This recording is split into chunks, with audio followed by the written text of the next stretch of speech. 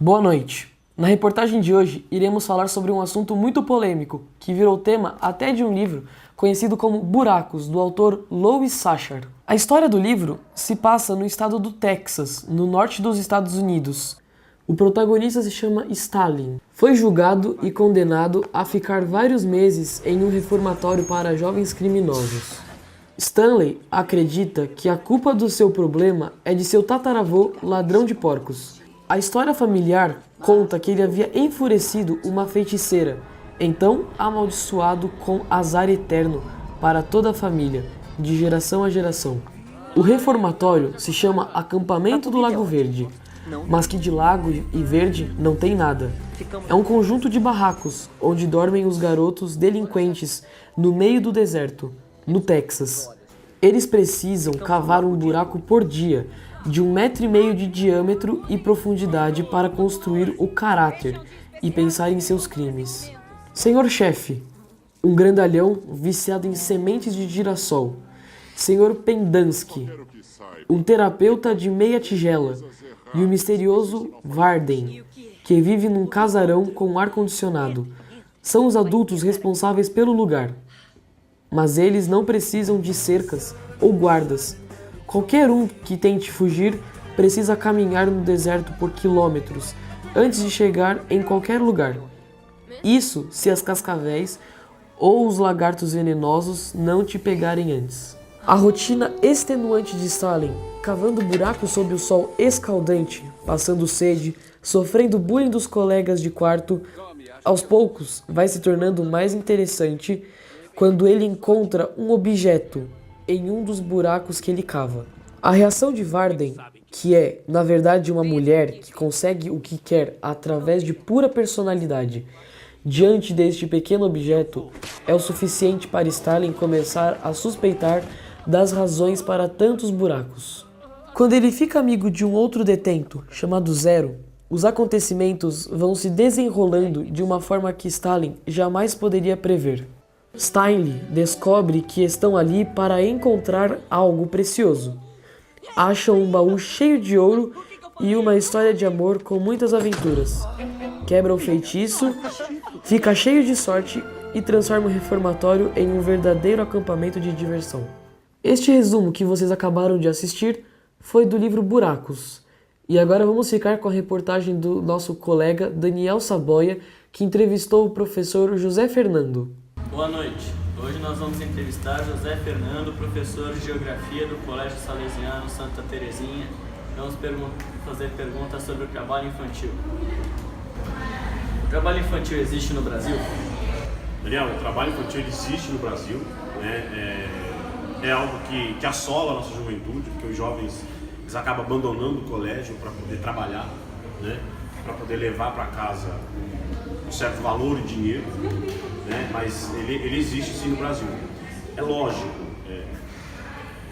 diminui-se muito o número de jovens trabalhando ou as crianças que trabalham, porém ele ainda é bem expressivo no Brasil.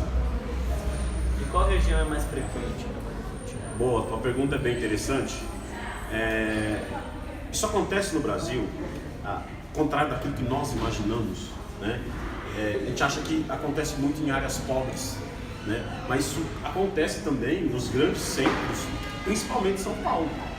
Haja visto os meninos que jogam a bolinha lá no farol, os meninos que vendem doces, balas no farol, aquilo também é um trabalho infantil, né? Mas nós temos regiões no Brasil também, por exemplo, como o norte de Minas Gerais, que é a região mais pobre do Brasil, né? As carvoarias do Nordeste, onde as crianças trabalham muito produzindo carvão, que também é muito tóxico, né?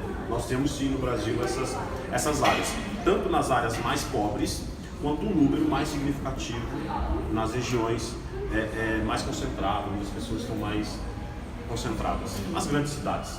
Qual é o perfil das famílias onde o trabalho infantil é mais frequente? Boa pergunta, bem pertinente. Geralmente, Daniel, são famílias de classe mais baixa na sociedade, se é que essa classe social ela existe de verdade, né? Mas geralmente são famílias de classe E, né? Em sua maioria, famílias negras, né? E, infelizmente nós temos isso no Brasil, mas é esse perfil aí, né?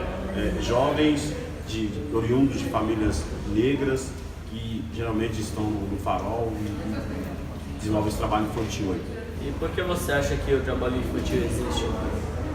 Ele existe porque a própria criança ela se sente na necessidade, né? Existe um fato interessante de um grande cantor aí, não vou citar o nome dele.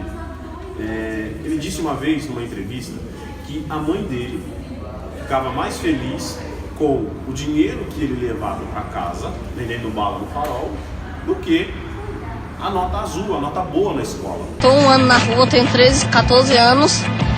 Estou aqui para ajudar meu pai. Ou seja, que valor essa criança vai dar para a escola se em casa eles valorizam a questão do dinheiro?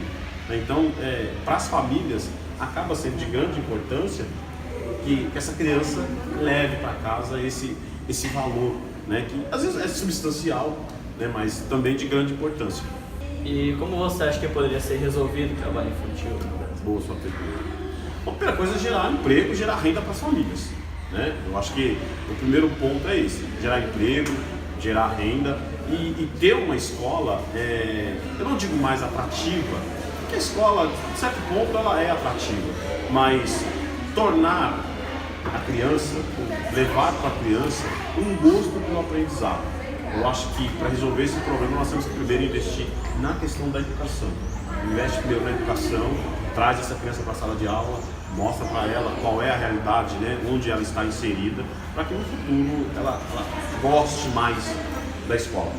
Para que não haja, lógico, o que nós temos hoje aí de abandono escolar antes de completar o terceiro, como o ensino médio, né?